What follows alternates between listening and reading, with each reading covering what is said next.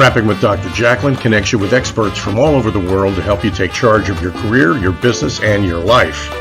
Rap along with us. Visit drjacalyn.com to learn how to become a guest or a sponsor. And now, the doctor is in. Good day, good evening, welcome wherever you're joining us from in the world. We're so happy to have you. You're watching us on USA Global TV, or maybe you're listening on Business Talk Radio out of New York. I'm Dr. Jacalyn Kerbeck, and our show today is Celebrate Great Britain Royally Rich Show. What an honor it is to do this show every week with two incredibly successful, talented people, legends in the industry. And together we get to promote the wonderful countries of the United States of America and the United Kingdom, tourism, businesses, and uplifting communities. Let us bring on the stars of our show, Helena, Chard, and Ian Pelham Turner. Hello. Hi. Dr. Hi. Welcome. Nice to see you both. Lovely to see you. Thank you for your marvellous introduction. Absolutely. We'll Makes pay us you smile. later, Jacalyn. We'll just go over later. Maybe you can send me some picnic treats. No, I'm just kidding. I'm telling you about this is our hidden secret. I've just found out there are picnic treats. Is it salmon and cream cheese today? It is. It's salmon and cream. So we're hearing so much news, especially with the Queen. I know there's a lot going on there, so I was really excited to see you guys in addition to seeing you anyway. So what's going on? So, I mean, I always wonder what the big deal is a lot of the time. So Her Majesty the Queen is not going to attend the COP26 reception in Glasgow on Monday.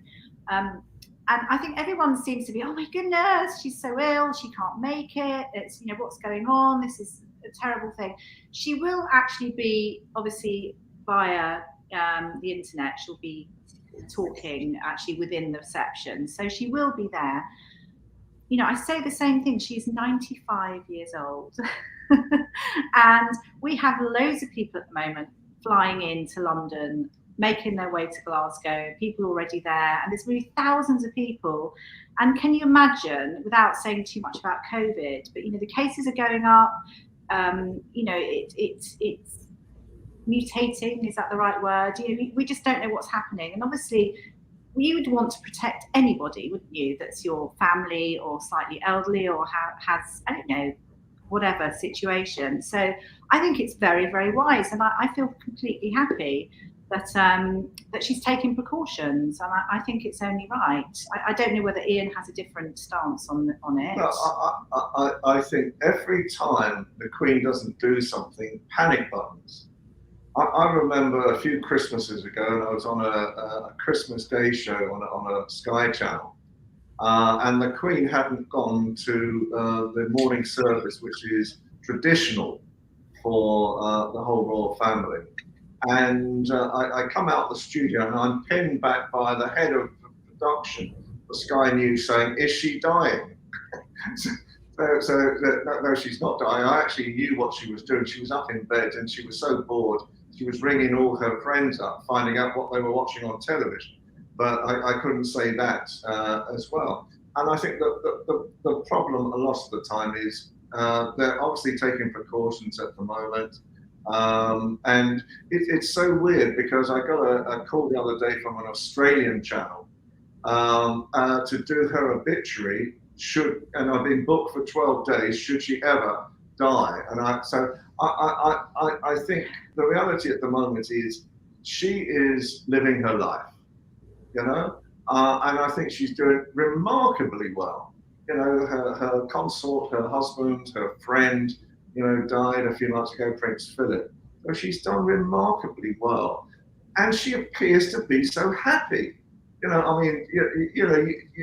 you go back to the days as we do, Helen and I do, not actually knowing her, Queen Victoria, but we look at pictures of her. She was in mourning for the rest of her life after Prince Albert died. And the Queen, no, she's wearing these vibrant colours, she's smiling, she's doing a lot more. And I think that's the important thing, that the Queen knows what's good for her, and the people around her know what's good for her as well. I think to remember as well, she worked 18 days in October, 18 whole days in October. I mean, that's a huge amount of days. And one thing I do know, and one thing I know that she will want to attend, is Remembrance Sunday, which is always the second Sunday, I think, in November. So it's the 14th. Yeah. I think it's the 14th this year. The 11th. Is it the 11th? Yeah. Okay. Obviously, where we will remember the armed forces, etc. And she will.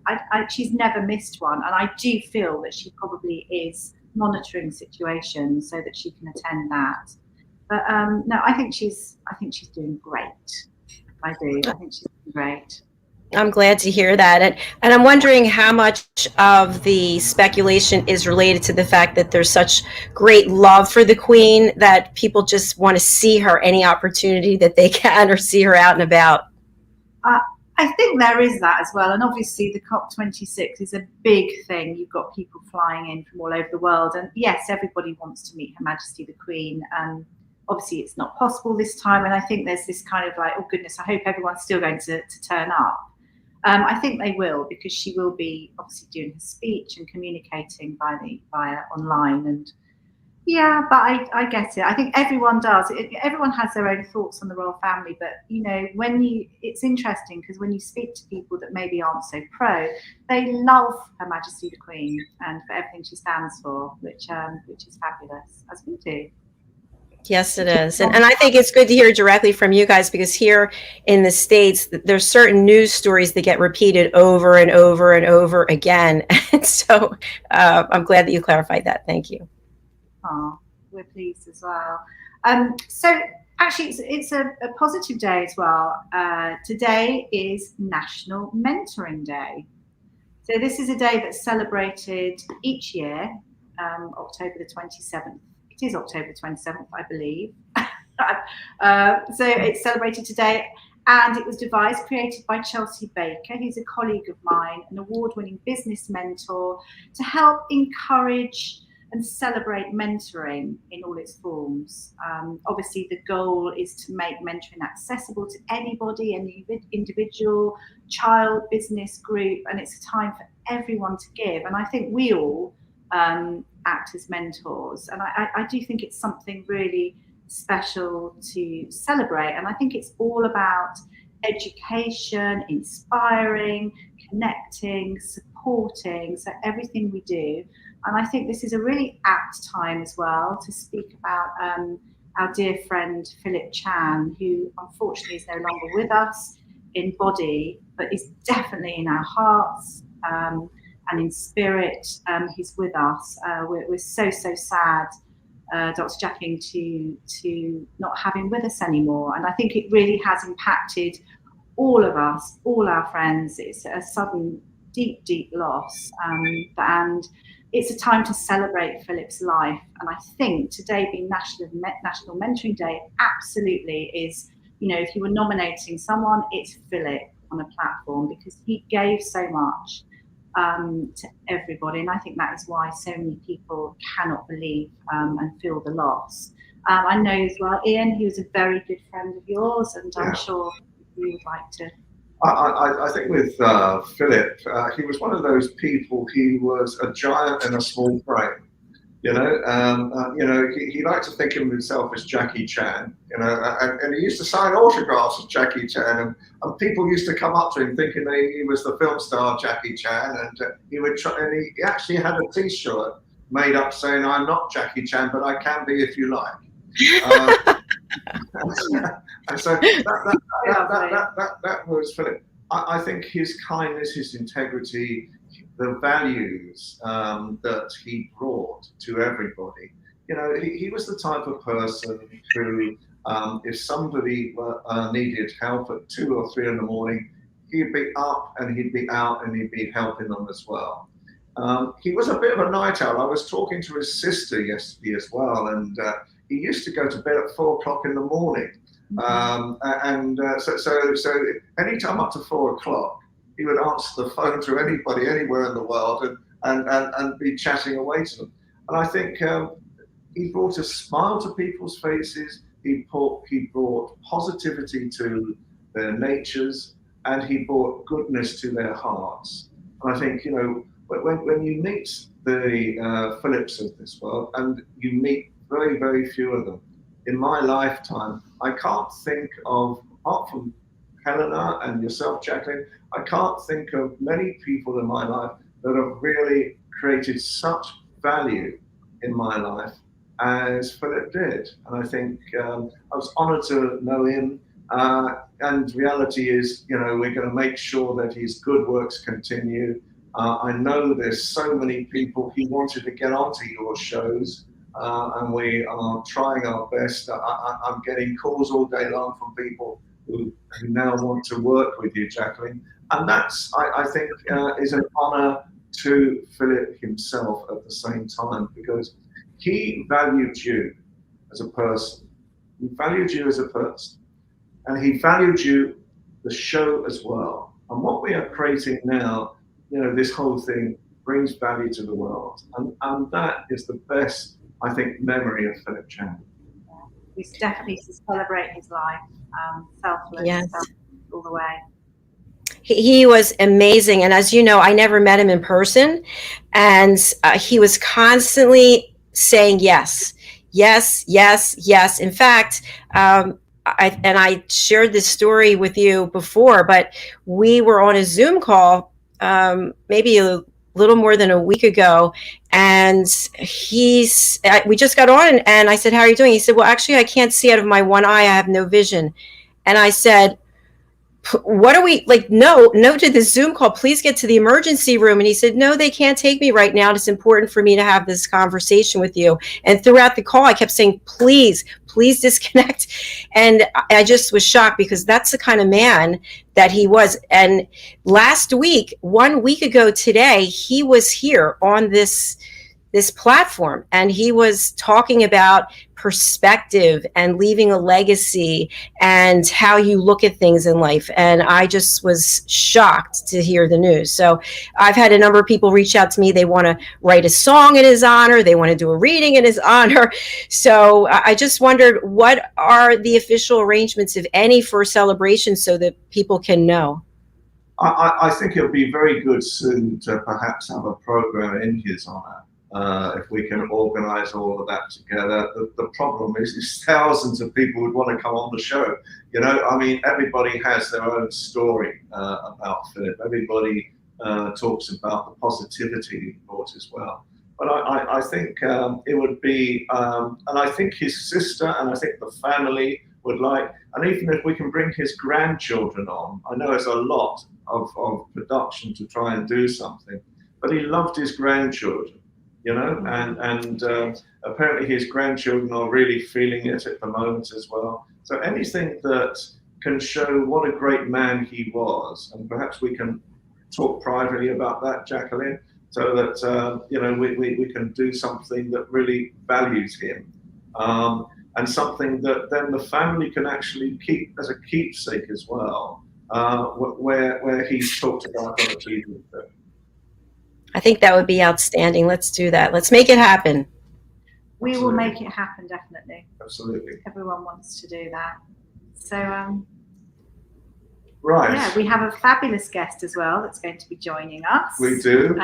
Very soon. I don't know if we're going to bring her out now or whether we've got someone. I think, first of all, this is the hardest part of the day. And the reason why this is the hardest part of the day is I looked at this is a lovely young lady with a tongue-twisting name. So I'm now going to say it very slowly in the hope that I get it close to being accurate. Her first name is Sanjuna. That's quite easy. But her second name is Madoakendi. And I'm probably totally mispronounced it, but she's marvelous, and I hope that come on and she'll talk about her life. Hi, Sanjuna. Welcome to the show. Hi, thank you so much for inviting me. I'm very happy to be here, everyone. Thank you, Sanjuna. Thank you. How did Ian doing on your last name? Did he get it right? Sorry, what was that? How did Ian do pronouncing your last name? Oh yeah, Ian did it well. Yeah, that's fine. Sanjuna Madoakendi is my full name, which is quite long. That's yeah. But he did pretty well. Thank you. Oh, thank goodness, mate. As you know, I used to work for an East European channel, and some of their name went on for about 16, 18 letters. Yeah. So it was always my biggest fear. But I used to tell people to remember, of course, the pop star is Madonna, but I'm not comparing, but obviously she's great. So that is something you can remember. And then Candy is the add-on. So it's Madonna Candy. Ah. Yeah. So Madoakendi. yeah, that's I should have taught you before. Anyway. no, so all good. Yeah. So you're nowadays you're in London. You're a fashion designer. We've been talking a lot recently about your ambitions and your drive and that type of thing. We were laughing recently because your father said, "My daughter, do whatever you want to do in your life." And your mother wanted you to become a doctor or an engineer. And I was wondering who was winning on that stakes at the moment. Right. But I tell you what would be a wonderful start to the conversation, Sanjuna, is tell us about your early life. Tell us about what are the values that you got from your parents in your early life that has driven you to become a very successful fashion designer in London. Thank you. Yes. So I grew up in a very conservative Hindu family. We are religiously very, it's not following the rules, but it's something traditional values. So family and friendship is all very, we respect elders. And so my family or my parents wanted me to be educated and then get a job in a doctor or engineer. I had to really convince them that I used to draw a lot of scribbling around. But even when I was a kid, I had like a doll which I would dress up every day and then styling. And so there was this passion for becoming a designer from a very young age. And that's where so she would tell me that it's hard to make it because of the competition, or while doing something creative, it's hard to make money, and those kind of concerns were there. So they wouldn't let me do what I wanted to do. But my father obviously was such a great person who would tell me like, do whatever you want, and they supported me with everything I needed to get to the first step towards my career. But which was sending me to the college, which is, I'm very grateful for that. Sanjuna, so you mentioned, or Ian mentioned, that your parents wanted you to become an engineer or a doctor. And that sometimes it's sort of a typical kind of route, isn't it? Where your parents were best for you, and they obviously saw something in you and wanted you to definitely go for that. Yes. How did you actually manage to persuade them that you wanted to go down this route? I would imagine you had that fire in your belly and you were going to do it no matter what. But did were they wanted? Did they, Yeah, we had to go a lot. We had to go through a lot of conversations, and I would tell them, if you can help me now, I'm gonna. So this was a joke, but I would tell them like, I'm gonna pay you back as every time when I get a job, and like, so this was something, and they were like, yeah, whatever. So, but obviously, eventually, I had to tell them, this is either this or I'm not doing anything else. And they would say, okay, we're gonna get you married, and then I'm like, no, that's also not happening. I'm just gonna stay single for my whole life. And so there was a lot of drama, and then eventually it was okay, fine, you would do your way. My sister is a teacher, so it's a completely academic related career. Everyone has only I am the one who came out of it and doing creative jobs. Yeah, congratulations. Yes. Sanjuna, I really respect and appreciate your independence and that go get 'em attitude. I love that. And I'm wondering, when you got to London, what were your first impressions? Oh, London. It's been beautiful. I came in September, one of those, nice, beautiful weather, and that's London was kind to me, I would say. And it was one of the things I was worried was the weather, which we always hear about the cold, but it wasn't that bad for me. And the people were very friendly. I only had a contact with these university friends, and that's it. But whenever I go out, I meet people. This diversity, the city itself quite diverse, I would say, and you can see a lot of people from different parts of the world working in different sectors, and it was such an amazing experience. And I never thought London would be such vibrant. And yeah, this is I'm very happy to be here. Well, you look very happy and very lit up, and I love your hair. I just have to say that, okay? I'm just putting it out there. I love it. I want it. Okay. Sorry. Thank you. Jacalyn never says that to me. She never says you. Why would Dr. Jackie want your hair? Well, I think Moving swiftly on. You have very nice hair, Ian. Very nice. Thank you. Oh, I did use coconut oil when I was a kid, so maybe that helped. Yeah, that's the cultural thing again. Like in Kerala, where I was born, we have lots of coconut trees, and the oil which we use is completely always, even with cooking or for skin, for hair, we use coconut oil a lot, which is good for health in a way. Yeah. So I just have to ask a follow-up. Sorry, how do you use it for your hair so I can get that done right away? Yeah, well, I think you probably have to buy some good products online or something. I haven't searched, but so you just do the hair massage to the roots and then leave it for 15 minutes and then wash it properly with the shampoo and then condition it. How you style your hair. I usually do it both and then do the blow dry, and I'm good to go. Right. I love it. Next week, I'm going to show up with hair down to here. Okay, you watch. Okay. We'll try it. We'll report back. Sanjuna, welcome to our new health and beauty show. Oh yeah. Health and beauty.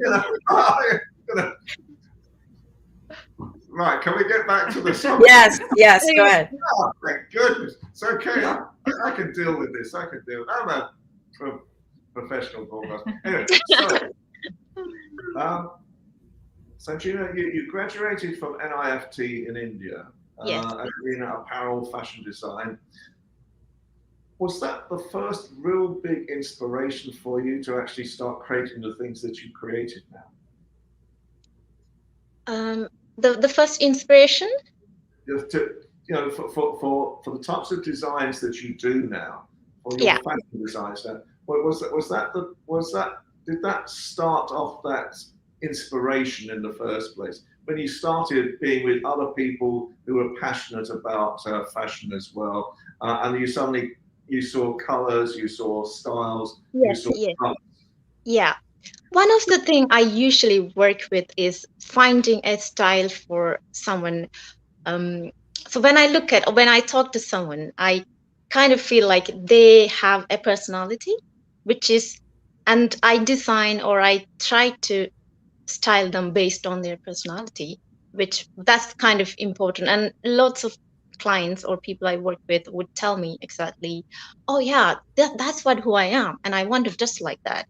So that's the people I meet give me inspiration to style for them or design for them, which is I would say traveling or exploring the culture, and knowing a bit about the person itself make me that itself is an inspiration for me to do designs. And yeah, that's the thing. And the college, going to uni, is, I would say, it did give me a technical knowledge about how to convert your ideas into actions. For example, learning design software or something, making a pattern. Those things I learned from the uni. So going to an IFT was definitely very, very helpful and one of the important steps towards my success career.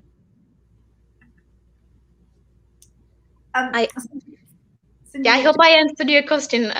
Yeah, you absolutely have. I just something that I was thinking, because I know that I'm moving on to another question, but obviously you're born in India, but India is made up of lots of different places, isn't it? They're not all the same. I don't know what you call it. You call it states. I don't know what you call it. Areas, but and I think you were born in Kerala. Is it Kerala, which is quite a Kerala. Kerala. Quite a tropical, beautiful place. Not that I've been there. I'd love to go there. And I just wondered, does that come out in your fashion? The fact that you beach and tropical and. I would love to do an exclusive collection about that. I haven't done it yet. Only but the colors I use always vibrant and young and sunny, that warm colors, which is inspired by obviously with the nature and I love being in the nature. I wish I could just live in a forest, but it's practically not possible. So I would, Oh, that's lovely that you've taken that, and that probably does come where you've grown up, which is great. Anyway, so moving on to the question that I was going to ask. Breaking into the fashion business in London, how have you found it? Is it been hard? Is it have you? What do you feel? People have been kind, or it'd be lovely to hear.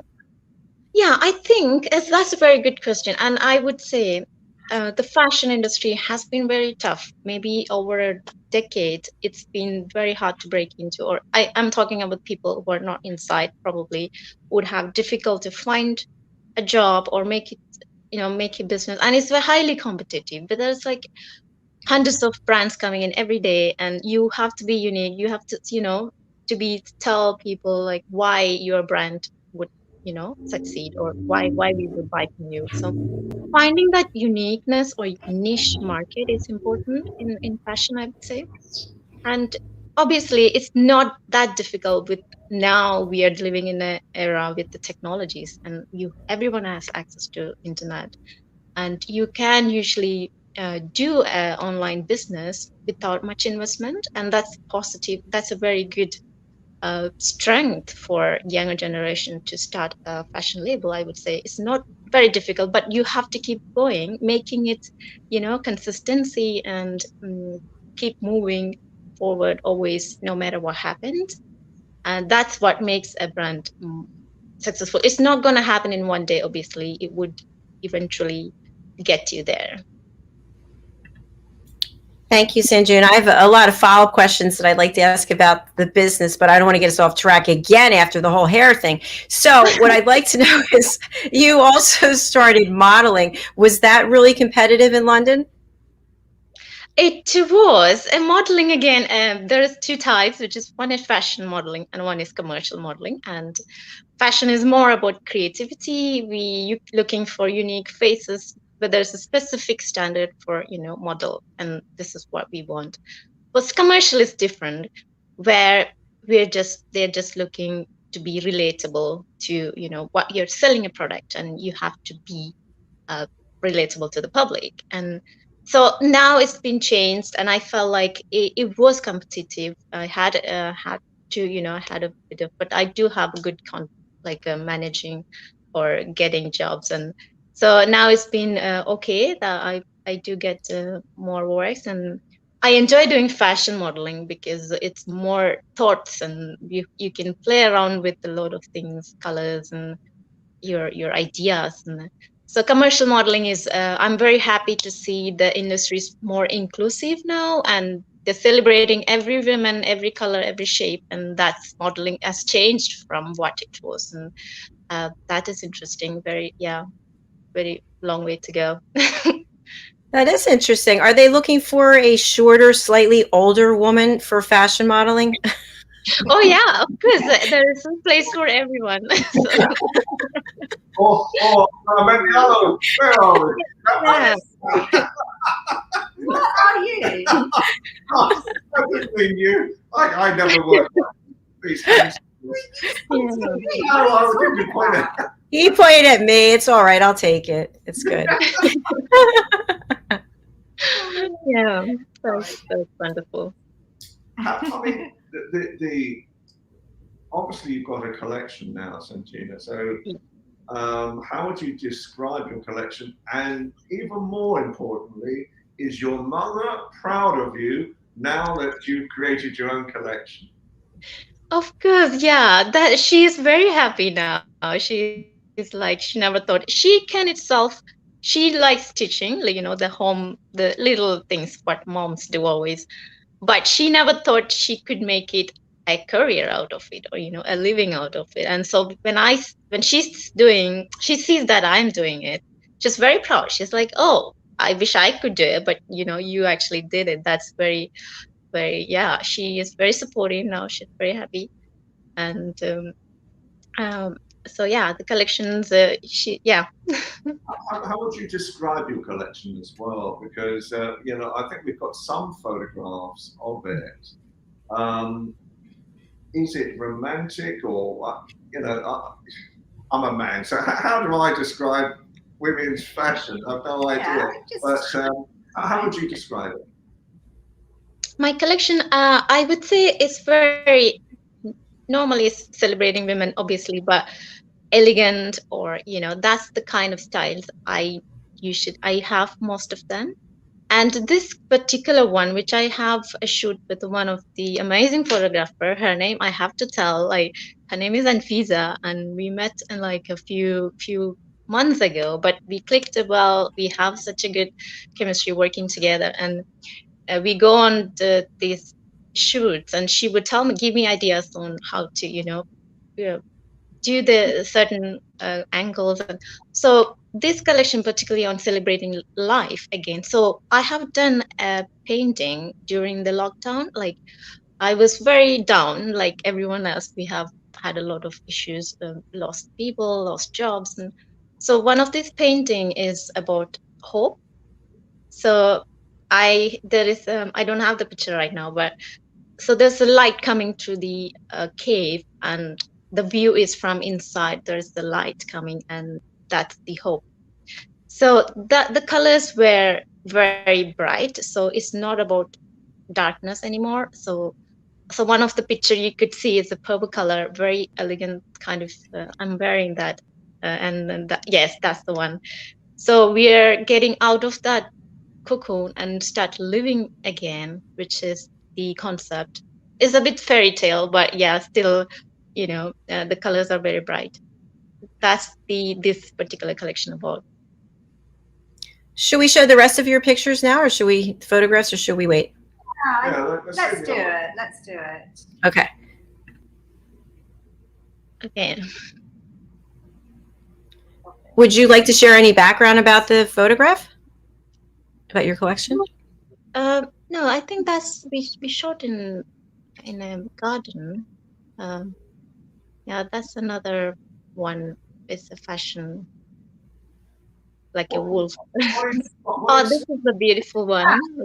I actually had to climb up to this tree, so it was I don't know, quite high though. So do you like very floaty fashion?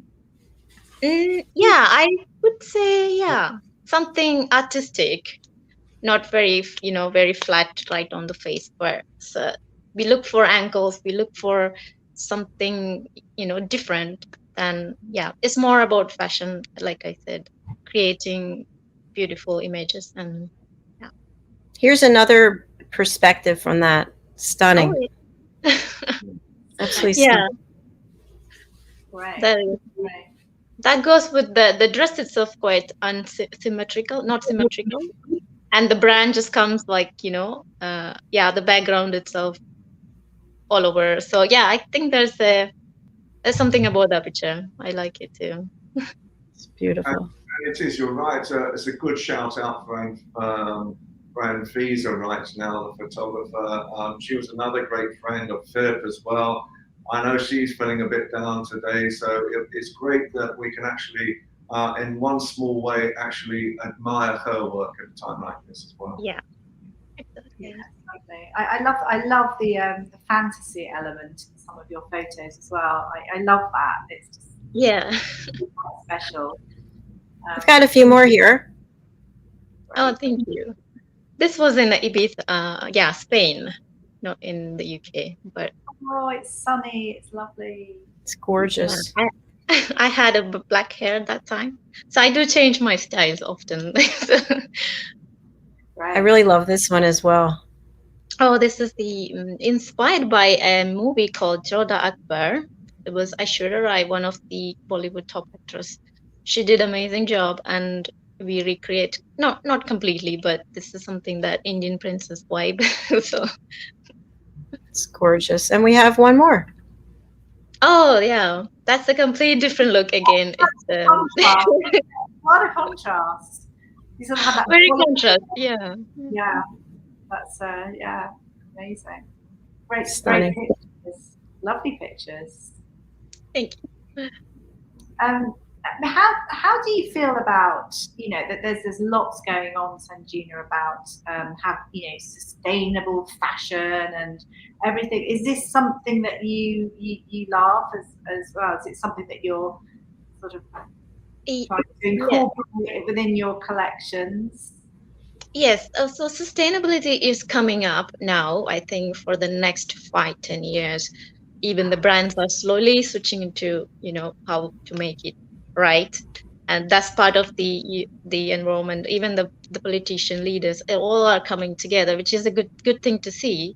And also I would say there is a future for that, and there's something I personally value, that being not to destroy the planet while you're doing something, which is fashion business is one of the second largest polluter according to the data. So if we can change that would be very, very good. We live in a very coexistence is very important. I would say without the planet we can't survive. So it's that's the way to go, and I really appreciate the brands who do it. For example, one of the UK brand is leading, which I find it inspiring.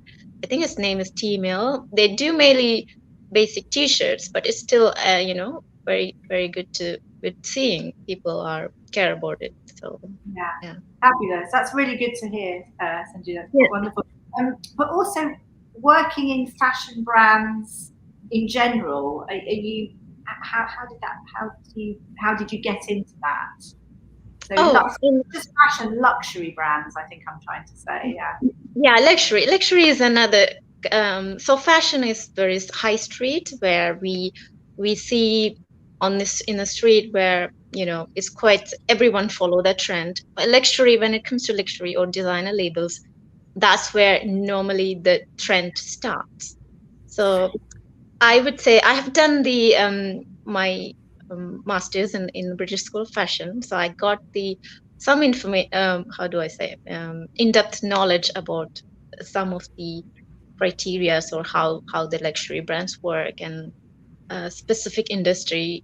For now, it's been changing. Even in the term luxury has been evolved to experience rather than just in the product itself. So younger generation are more into getting into experience.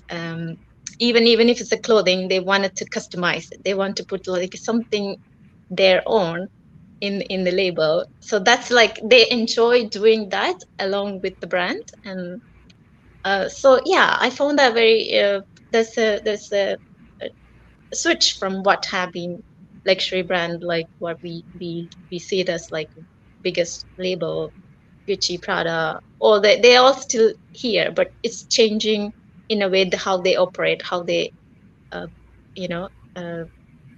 communicate with their consumers. It's more direct now, and it's more accessible now. That's I got the job through interviews. I did I did apply through online, and they're looking for the future, like how we can make it more.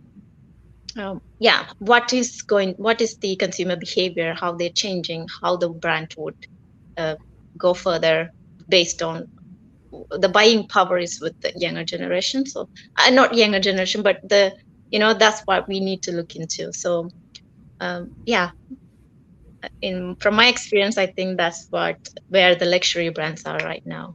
And I think this is like National Geographic now, because we're obviously attracting nature. Oh. My attention was taken for a minute because I was looking through our French doors and there was a squirrel watching us on television. Well, and there's a good show when they see it, right? Mesmerized. It's the most bizarre thing to watch, and a squirrel intently watching our screen. I love it. I have a question and really for all of you.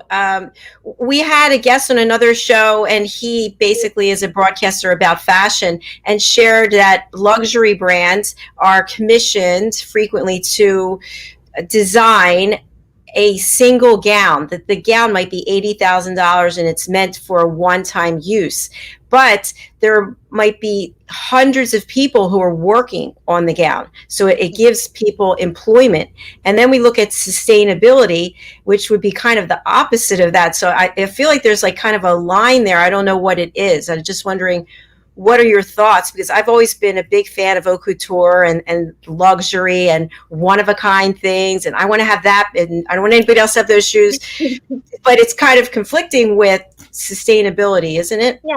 Yes, exactly. So sustainability comes mainly with the fast fashion brands, because so when you're going slow, it's all right. If you have one good dress, if you can wear it for 10 years, no problem. Like, that's something good.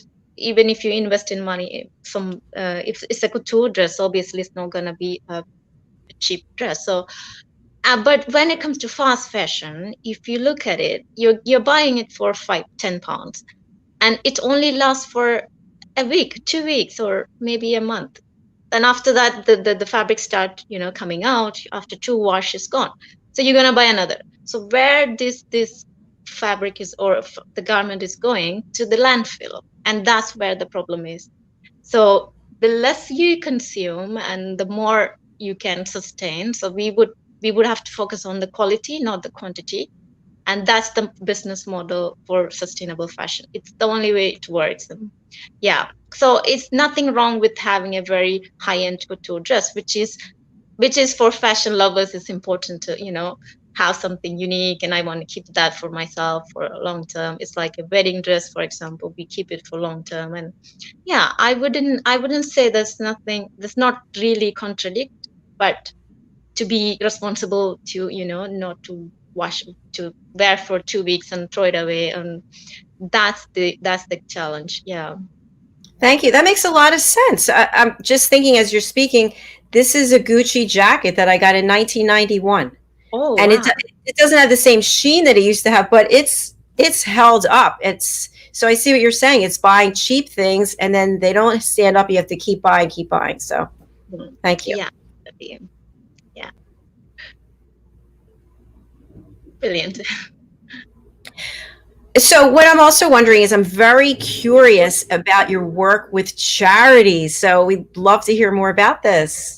Oh, yeah, thank you. I don't talk a lot about that, which is, so in India, we do a lot of things with them. Yeah. So when I was working with what is it called? South India Queen, one of the beauty pageant I've been to, we had helped so many kids in the street to feed them or make them to have a career. Like, supporting financially is one thing, but also being there and helping them to giving some trainings, or talking to them how they can be self-sustained when they grow up, which is the one way to exit the poverty, I would say. That's and we did a lot of games with them, and I would say that the one thing we did was with the blind people. We had a show with them where we give an experience how it's to see the world without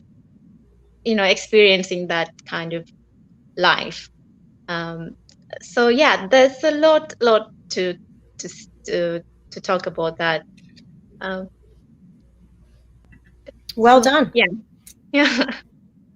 I think as well. I mean, you know, it's very interesting because sometimes you're quite right. How do I wonder how blind people see themselves at times, you know, and whether they have an image of their mind and how they dress and colours and so forth as well.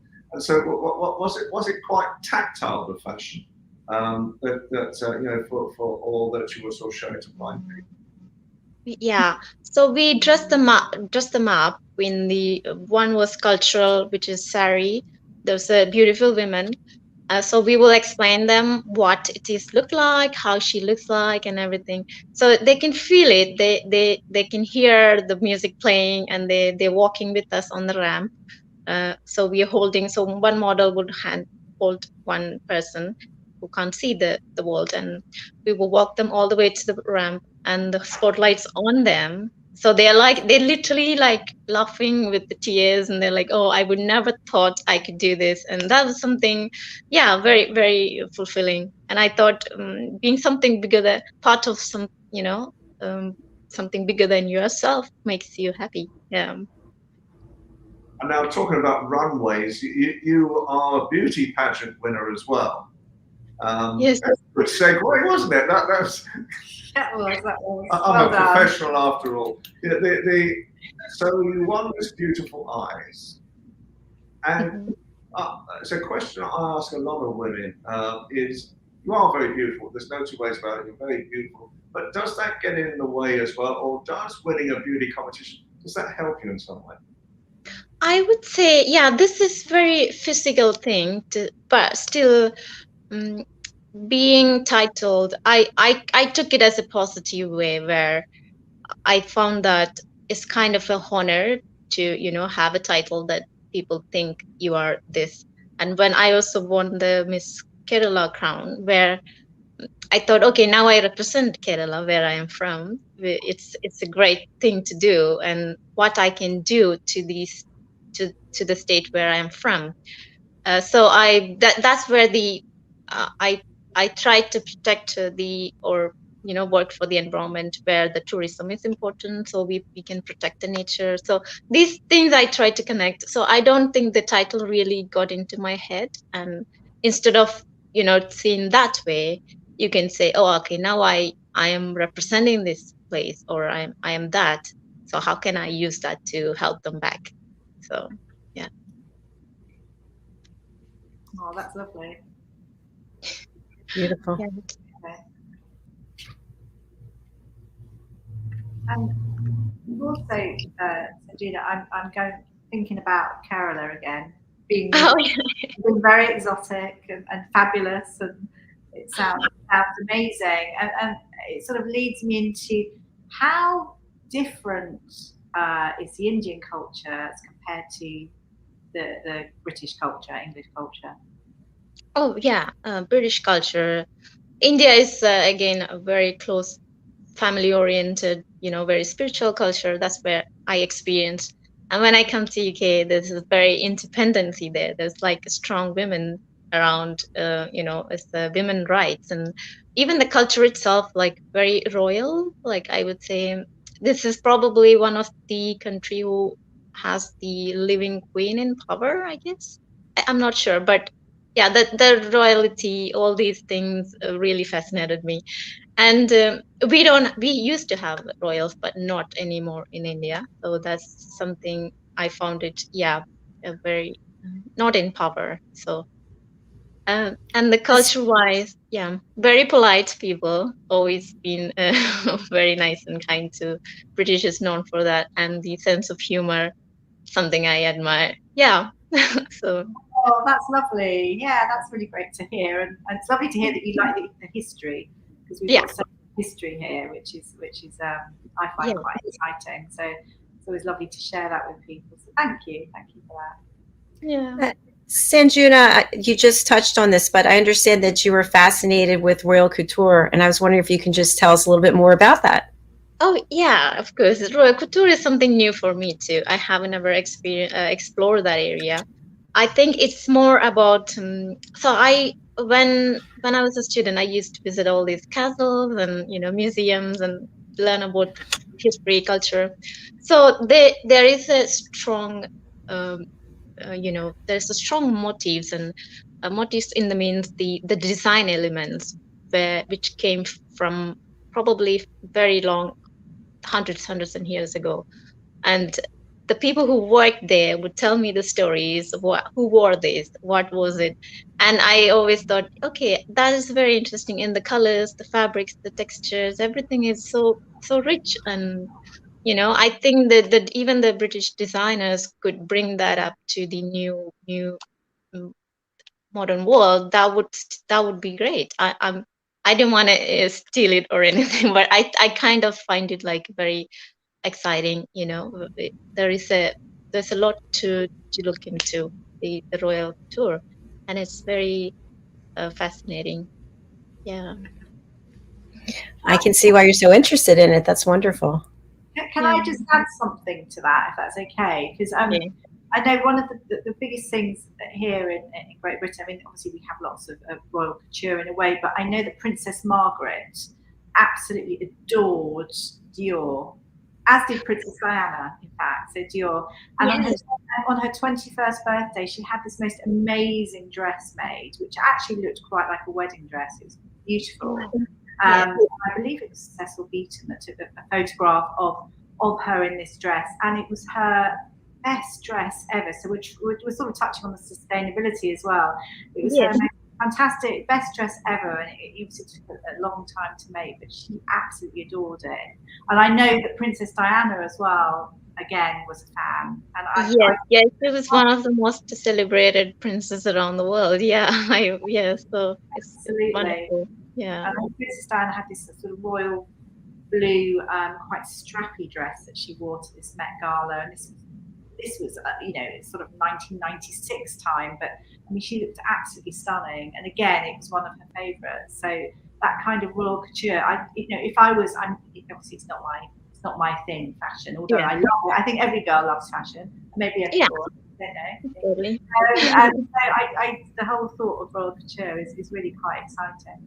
Yeah, even I found the Queen Elizabeth, Queen itself, very fashionable. If you look at her, she's always in a very good colors. She's never dull, like on in the pictures. And, yeah, beautifully dressed. Well, yeah, I like that. All that. Yeah, it's great. I think it's Angela Keeley. I think is her main designer. But yeah, you're right. She always looks absolutely splendid. She does. Love it. Well, we've actually come to the end of our show. And Sanjuna, I'm going to spotlight you. We've been running your banner, but for people listening on the radio who can't read it, what's the best way for people to get in touch with you? And who would you like to contact you? Oh, anyone. So I'm mainly into fashion. So anyone would like to get into the fashion, or, we are also looking to work with the different business, any collaboration with the different people so right now I have a collaboration with the tech company. So it's more about technology and fashion coming together. So it's part of business and creativity, arts, everything. So anyone who is interested in collaborating with us, they can be in touch with us. And my website is www.sanjunamadoakendi.com. And my Instagram is Sanjuna Madoakendi. That's it's all my name. Thank you so much, and thanks for the explanation about sustainability versus luxury. I get it now. It's finally penetrated. So thank you. Okay, no worries. My pleasure. Thank you so much for having me, and I look forward to seeing you all again sometime, even in real life. This is a online meeting, but I would. Anytime when you're in London, let me know. I plan on coming in the spring, so. Okay, great. Yeah. Thank you, Helena. Thank you so much. Thank you so much. Bye-bye. Bye-bye, everyone. Have a great evening. Yeah. Oh, that's lovely, isn't it? She was terrific. As always, every guest you bring here is just so real and refreshing and doing something exciting, helping other people. So you surround yourself with a good group of people. We do. Well, we try to, and as I say, I mean, today we went from Royally Rich to Health and Beauty to National Geographic. Squirrels looking through our window. Have you named the squirrel? Say it again. Have you named the squirrel? I did. No, you were going to call him Philip. I was going to say that. Yes, I didn't. You know, I couldn't believe it. That's never happened, and it's happened today. And he definitely was Philip. That's all I can say. It was just. I just had this warm feeling as well. It's just amazing.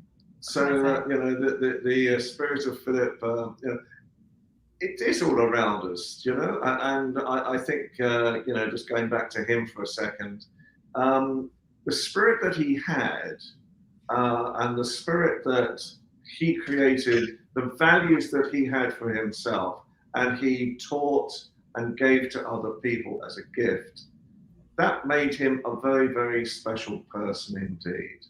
And I think, you know, there again, who knows? I mean, nothing would surprise me with Philip Chan at any time, you know. So if I see a squirrel with a T-shirt saying "I'm not Philip, I'm Jackie Chan,"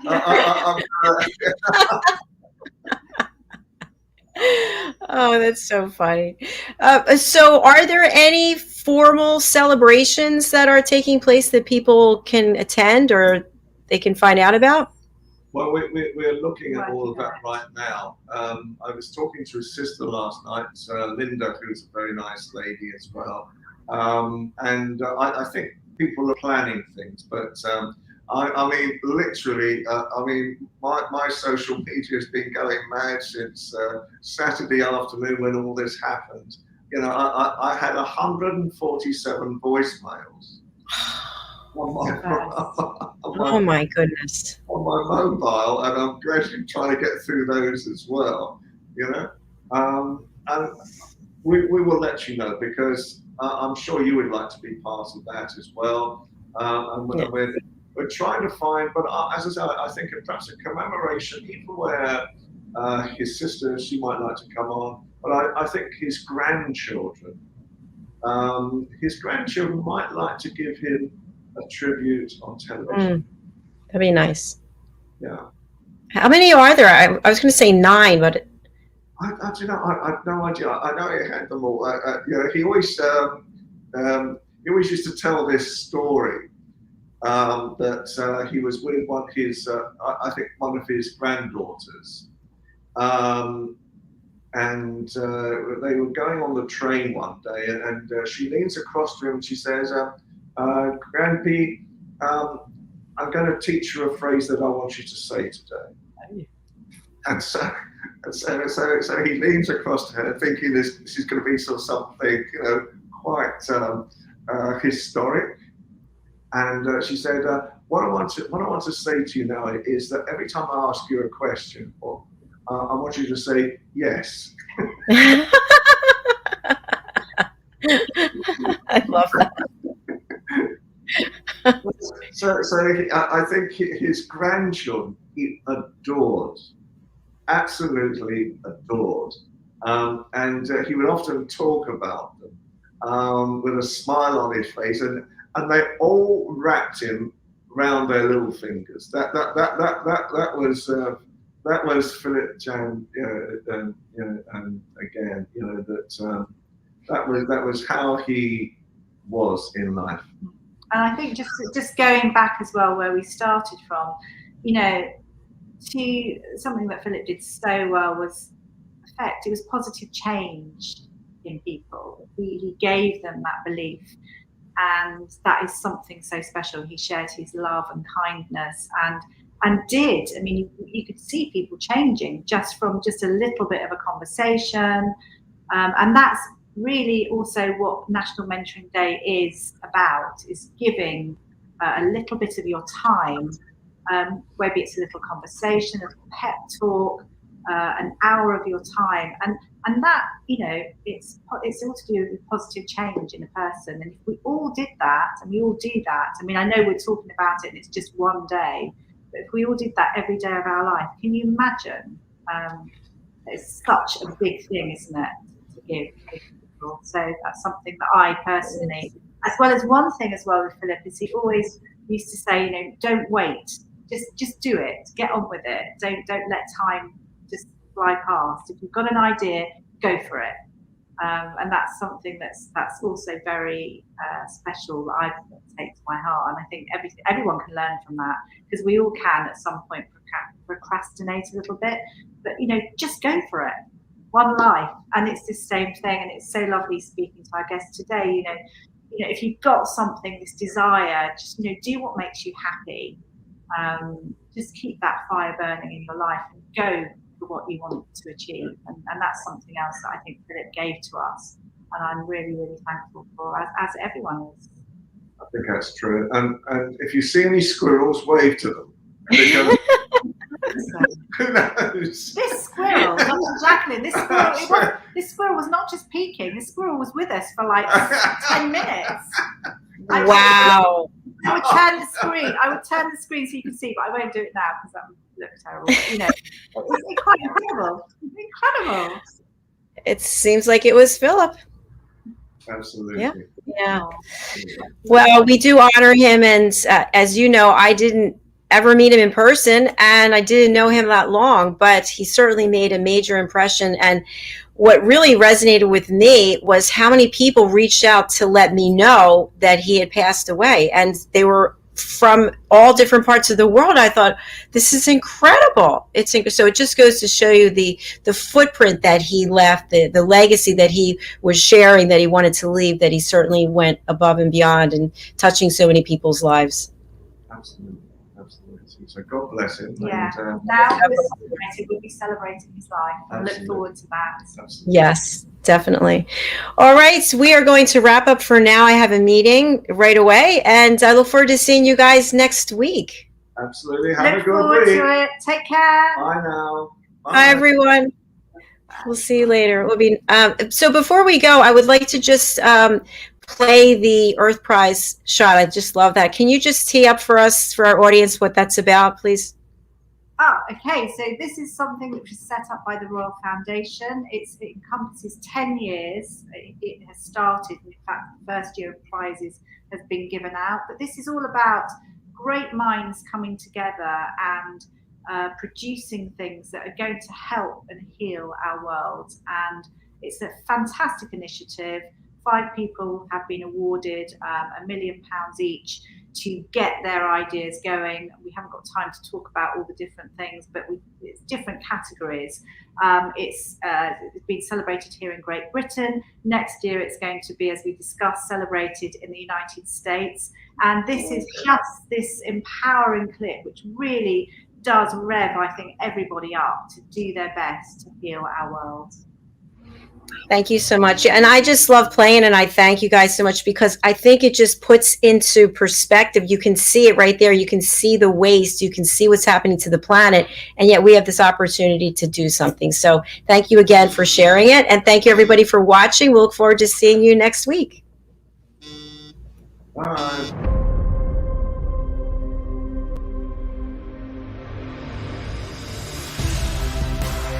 Ours is a world of wonder. Every day it reminds us of its beauty. It touches us, teaches us, and astounds us.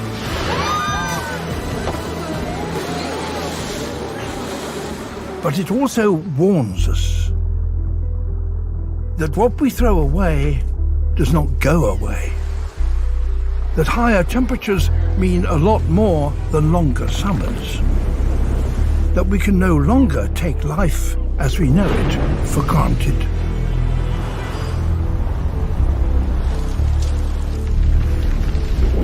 We are at a unique stage in our history. Never before have we had such an awareness of what we are doing to the planet. And never before have we had the power to do something about that. We face a series of